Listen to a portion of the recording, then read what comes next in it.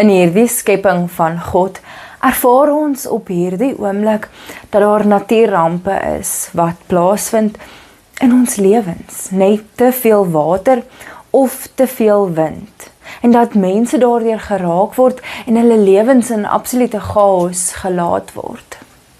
Amper 'n groot klomp mense wat daardeur geraak word op 'n manier. In Psalm 8 lees ons van hierdie getuienis oor hoe wonderlik die Here se naam is.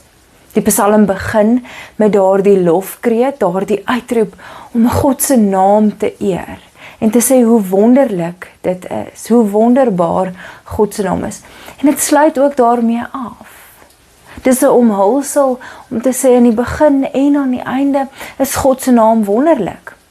Oral oor die aarde, oral oor die hele aarde, is God se naam wonderbaarlik. Of dit nou hier is en of dit nou daar is, oral is God se naam die een wat aangeroep word, die een wat hierdie lofprysing toeken.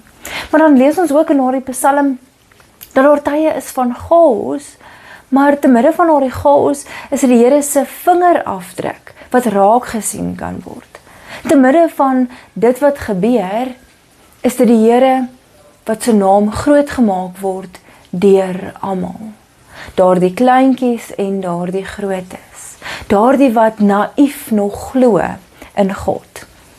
Geliefdes, en Psalm 8 is ook geplaas tussen ander psalms wat handel oor klaagliedere, wat handel oor uitdagings en probleme en chaos.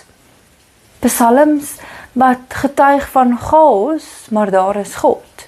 Psalm 8 getuig nie van die chaos nie, maar Psalm 8 getuig van die vingerafdruk van God, wat daar in ons lewens is.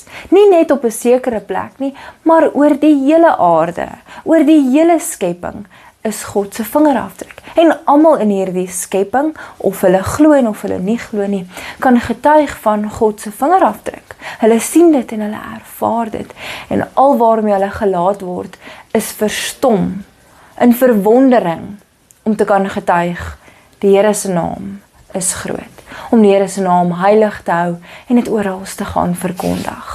Mag jy God se naam verkondig, oral, te midde van daardie chaos in jou lewe, te midde van chaos in die skepping, oral oor die aarde, daar waar jy jouself bevind, om te getuig, die Here is groot, sy naam is wonderbaarlik.